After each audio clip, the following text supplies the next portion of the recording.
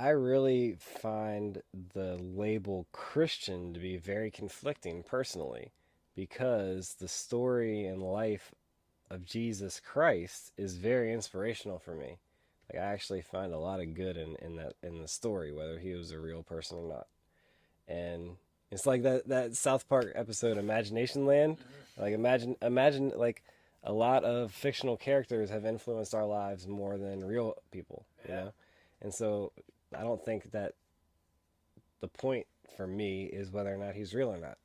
You know, the point is It's a the message, values and the message of course. that and what I like the lessons that I'm able to absorb in my own life, and I can legitimately say that not in a corny way, but like sometimes when I make decisions, I actually do think like, what would Jesus do?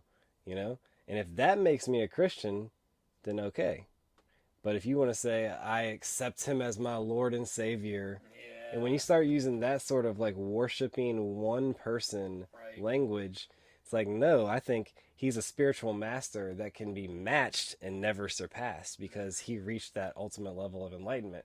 But I think Don Miguel, I think Gandhi, I think there's been a lot of Jesus figures in the world in the human history. Man, Gandhi, dude, when he got shot, his last words were like, "I love you." It's a like, "I forgive you. I love you. I love you."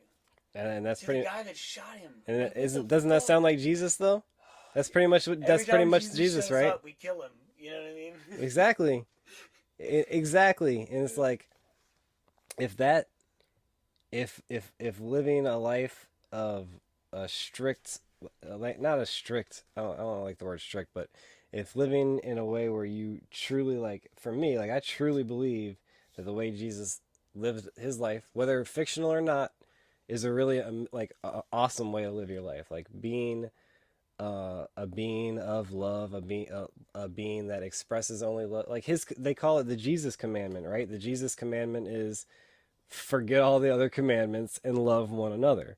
You Hmm. know, there's one. What did he, I think it was actually more worded like one commandment to rule them all: Hmm. love one another. You Yeah. know, and other people might interpret it another way, but the way I interpret that is all the old commandments are obsolete, and this is the only one: love one another.